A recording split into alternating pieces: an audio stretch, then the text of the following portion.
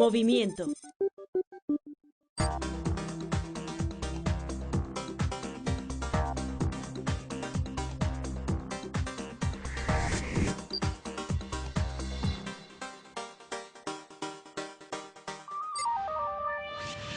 La ciencia será siempre una búsqueda, jamás un descubrimiento real.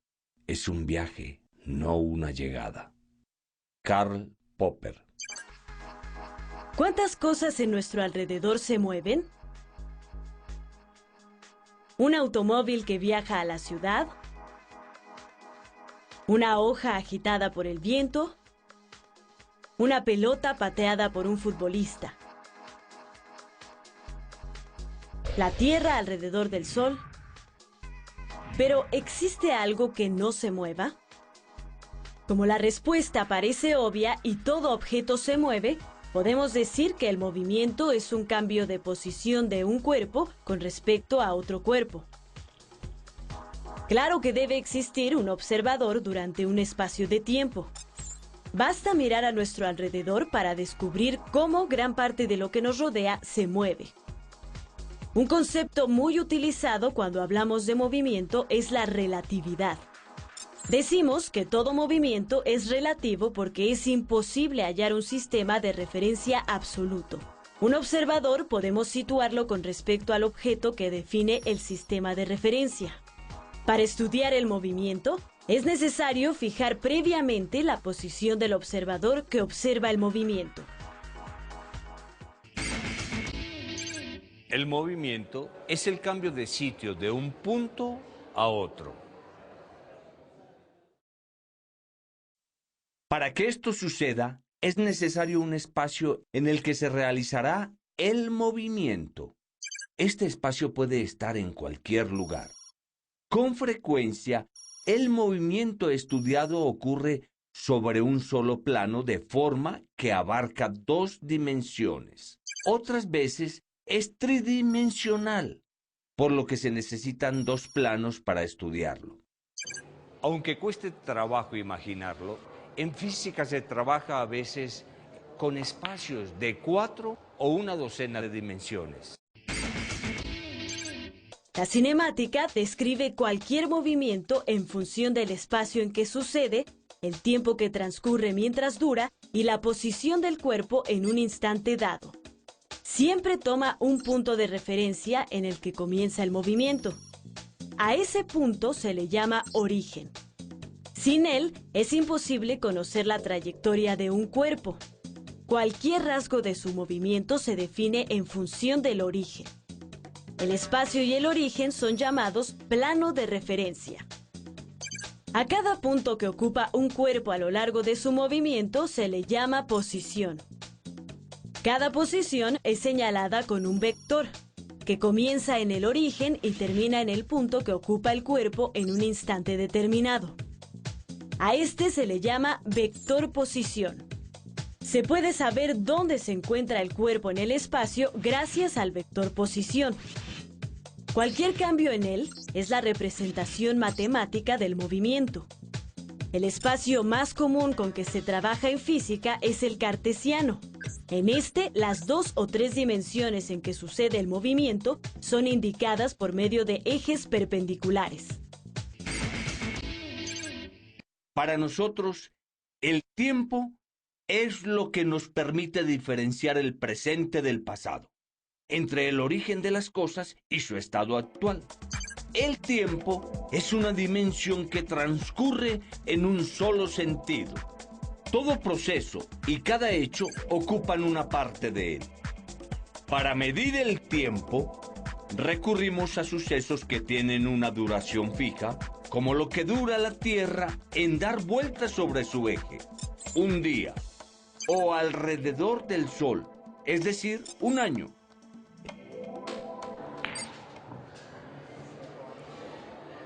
Estos periodos fijos los convertimos en referencia para medir lapsos más largos o los dividimos para tener medidas más pequeñas. Para medir el tiempo, recurrimos a unidades universales, que son las mismas en cualquier parte del mundo. El instrumento con que medimos el tiempo es el reloj, y funciona de manera similar en cualquier lugar del mundo. Sabemos que cuando la manecilla del segundero da una vuelta entera es que ha transcurrido 1 minuto. En física, un evento es una serie de movimientos que ocurren en un tiempo determinado. Los eventos se miden comparándose unos con otros, tomando como base el tiempo y la posición de los cuerpos en cada instante específico.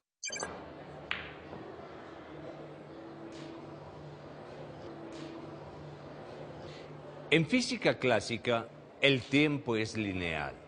Si se toma un evento presente como referencia, habrá una serie de eventos anteriores en una sucesión fija, inalterable, que sucedieron antes de él.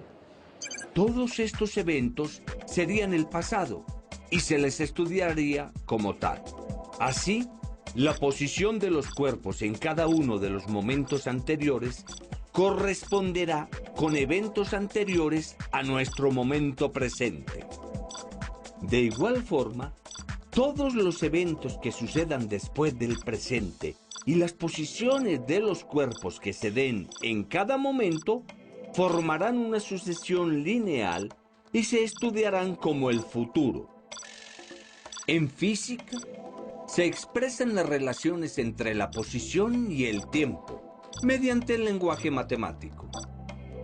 Con esto se obtiene la descripción física del movimiento. La cinemática sirve para conocer los eventos que precedieron a un movimiento, que son los pasados, y los que seguirán a él, es decir, son los futuros.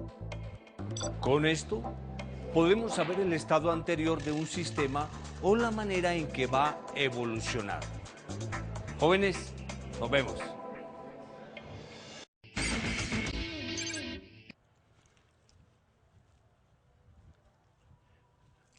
Para analizar el movimiento de un cuerpo se debe tener en cuenta el tiempo, la posición, la velocidad y la aceleración.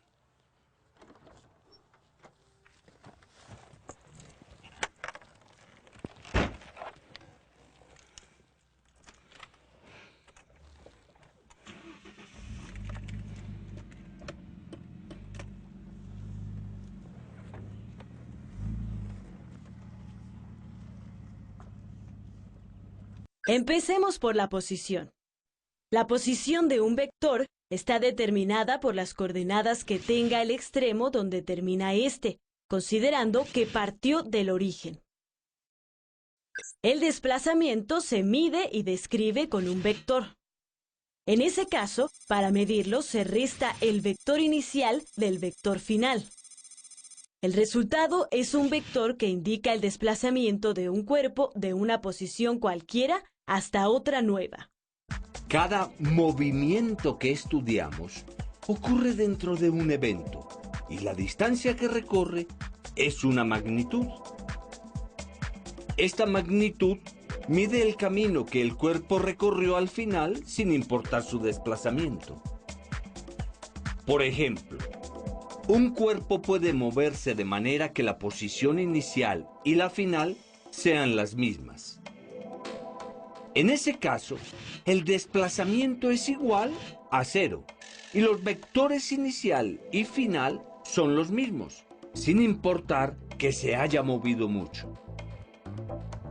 Aunque los vectores describen el movimiento de objetos reales, necesitamos representarlos por medio de un esquema para estudiarlos, como puede ser el plano cartesiano y los puntos y líneas trazados sobre él.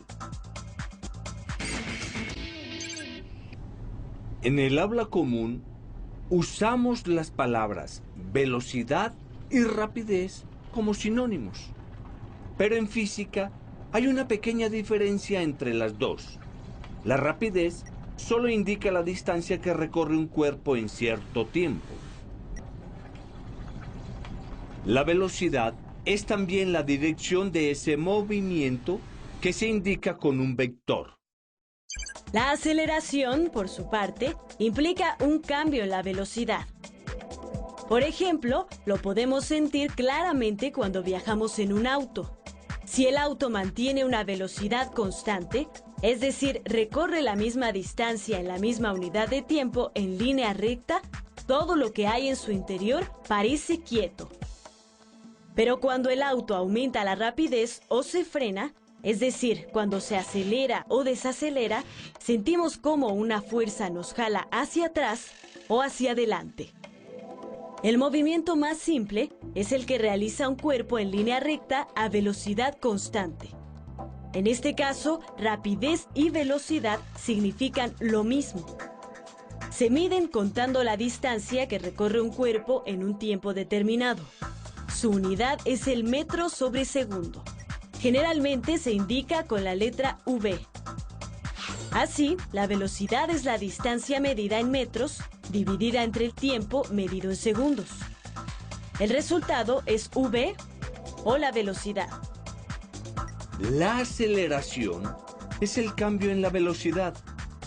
Comúnmente se indica con la letra A y su unidad es el metro sobre segundo al cuadrado. En física, cuando la velocidad aumenta, se trata de una aceleración positiva. Cuando se frena, es una aceleración negativa.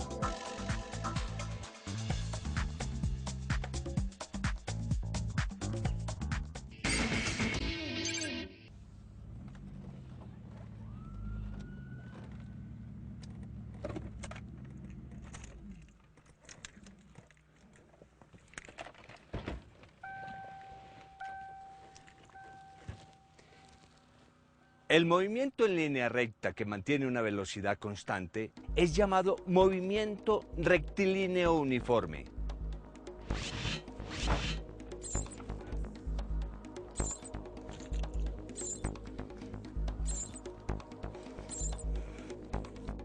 Cuando la aceleración, positiva o negativa, es constante a lo largo de una trayectoria recta, se le llama movimiento uniformemente acelerado.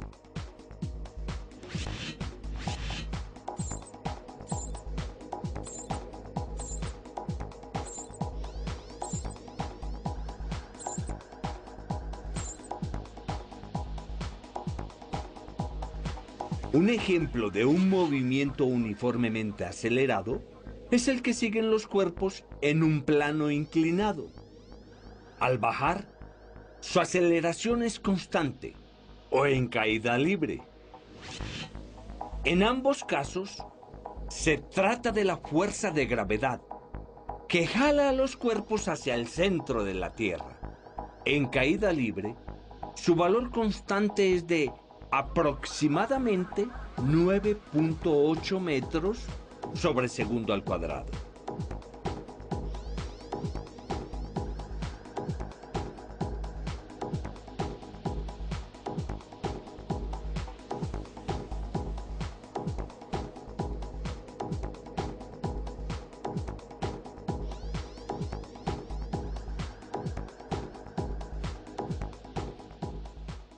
La física ayuda a comprender los fenómenos que suceden a nuestro alrededor. Gracias a ella, podemos entender hechos como el movimiento de una manera sencilla, y debido al lenguaje matemático con que los describe, podemos saber sus características de forma precisa. Pero, si nos quedamos solo con el lenguaje matemático, quizá las cosas podrían parecer inconclusas. Lo cierto es que la física es una ciencia que nos puede ayudar a ver con una nueva mirada aquello que nos rodea. Veamos un ejemplo.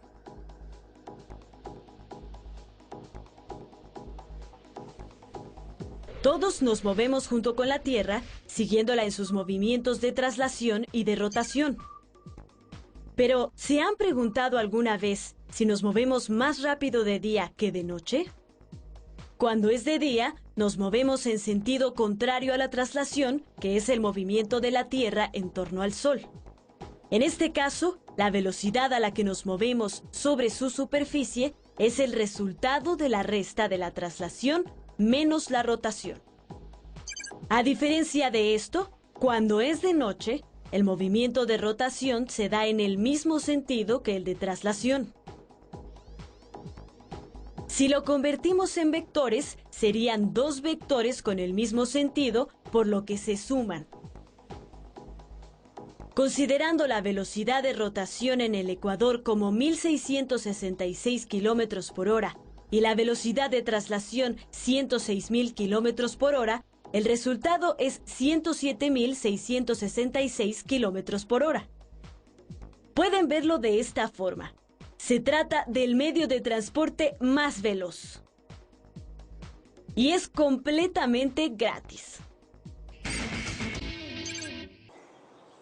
Veamos otro ejemplo difícil de creer, pero que las leyes de la física dicen que puede ser verdadero.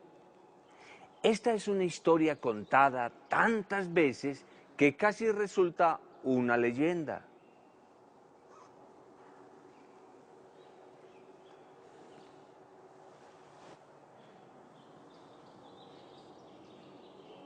Cuentan que durante la Primera Guerra Mundial, un piloto volaba su avión durante un combate y vio un pequeño objeto que flotaba junto a la ventanilla de su avión. Pensó que se trataba de un insecto, así que estiró la mano para atraparlo. Cuando abrió la mano, descubrió que en ella había una bala. Suena imposible, detener con la mano una bala en vuelo. Pero para la física es bastante lógico. Cuando una bala se dispara, sale a gran velocidad, pero el aire la va frenando poco a poco en su vuelo. Es decir, se trata de una aceleración negativa. En el instante que comienza a descender, su velocidad es aproximadamente de 150 kilómetros por hora. Un avión vuela fácilmente a esa velocidad, o mucho mayor. Así que si se movían con la misma rapidez, para el piloto la bala permanecía como suspendida junto a su asiento. No podía hacerle daño.